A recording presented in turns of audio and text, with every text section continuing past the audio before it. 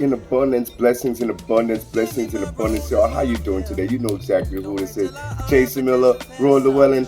Check that spelling. Now, check it out, man. On today's episode is very key. It's almost prophetic in certain ways. Of course, you know, today's episode is brought to you by God's Gift Lunch, of course. Oguala Hemp, I told you we got a lot of gear, so check us out online. Go ahead and support. We definitely appreciate the support. Hit us up, CashApp, WhatsApp. Let me know what's up. We definitely chop it up. Now, on today's episode, what I'm going to do is I'm going to get straight to it, like literally straight to it. Now, we talked about what's going on in Sri Lanka. We're going to start off with the question that I asked. The first question that I've been asking everybody, is America funding global terrorism? Now, since this war in Ukraine has happened, there's a lot of things that are happening across the world. And like I told you guys, when the sanctions hit Russia, the war was one thing, but the sanctions hitting Russia was something else. So the sanctions that hit Russia that limited Russia's ability to do stuff, on top of the war delaying everything else, that is what caused the cataclysmic event to what we're facing now. I want you guys to pay attention now. Better yet, before I even go into that, today's episode is I'm going to feature WION. Now, in featuring WION World is One, that is the home of Gravitas and the Gravitas news station. So you've heard me talk about Gravitas, ladies and gentlemen. And I want you to understand, Gravitas is a part of the WION World is One network, and they are a phenomenal and a very high credited news station, especially for up-to-date credited news, global issues, and global things that are happening now. Speaking of global things that are happening now, what I'm going to talk about first things first is this right here. Sri Lanka under siege. Now, I've spoken about Sri Lanka previously, and when I spoke about Sri Lanka previously, it was under the term of what's going to happen next. Now, pay attention. Agreed to resign after his house was stormed amid outrage over the nation's collapsing economy. Now, according to a parliament spokesperson, Sri Lankan President Gotabaya Rajapaksa has announced that he will step down from his seat on July 13th. The resignation is a result of a mass pressure felt after violent protesters stormed the president's official residence and ransacked the palace. The news of Rajapaksa's decision to step down triggered an eruption of celebratory fireworks in parts of the capital. Now, they actually burnt his house down. I personally informed the president about the decisions made at the party leaders' meeting today. He agreed to implement those decisions. Also, he informed me and asked me to tell the country that he will resign on July 13th to ensure a peaceful handover of power. Therefore, there is no need to destabilize the country any longer. So, partnering with the president's announcement, Prime Minister Ranil Wickremesinghe has also said that he is willing to resign on the condition that an all-party government storming the presidential palace. This comes after protesters surrounded the Prime Minister's private residence and later set fire to his home on Saturday.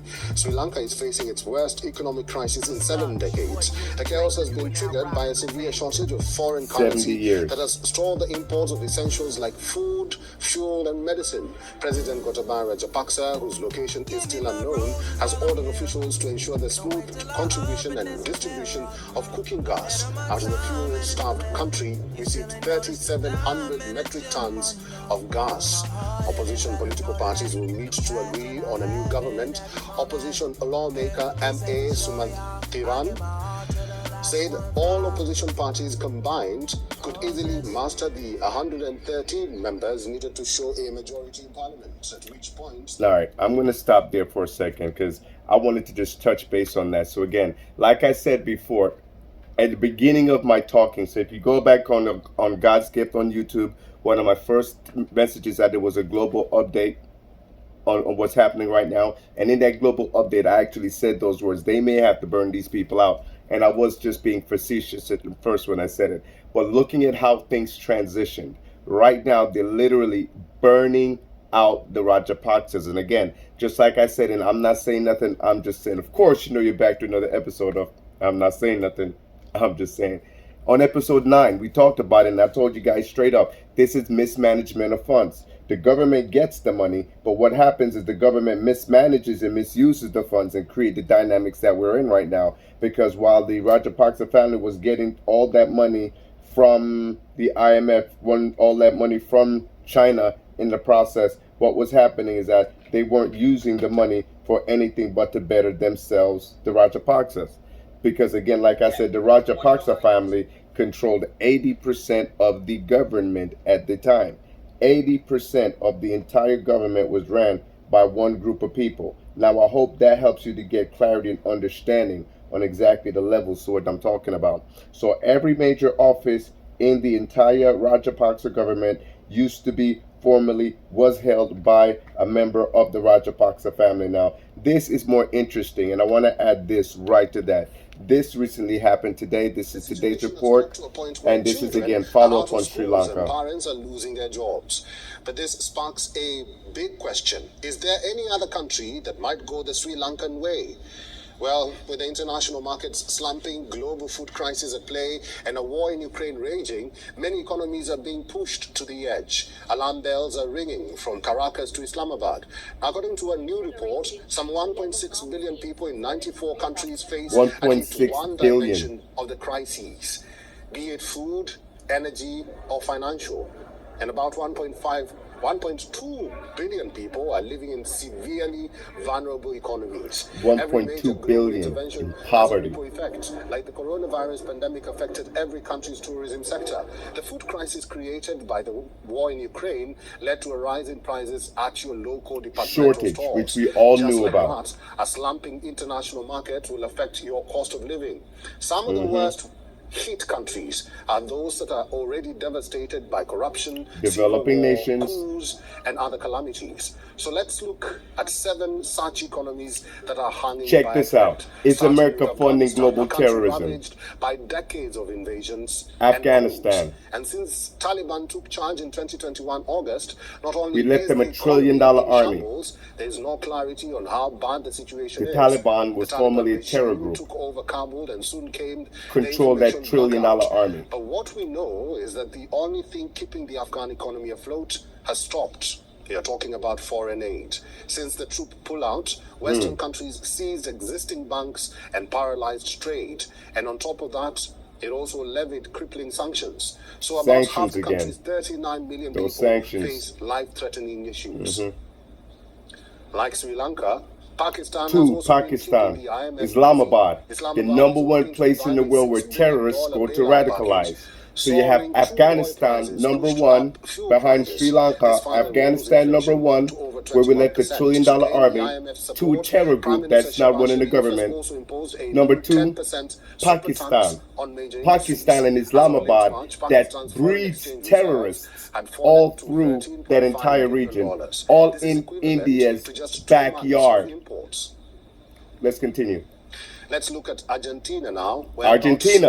Out of every 10 now they're not in America, in India's backyard, but this is the same as America right now. Running alarmingly low on foreign reserves. Inflation is forecast to exceed 70% this year.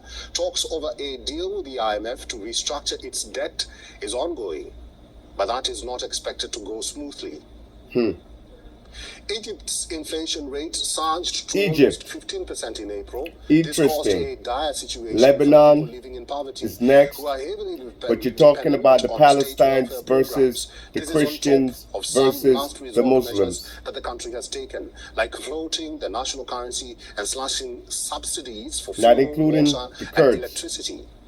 or The the central bank PKK. raised interest rates to curb inflation, but in the short term, this means more misery for the people of Egypt.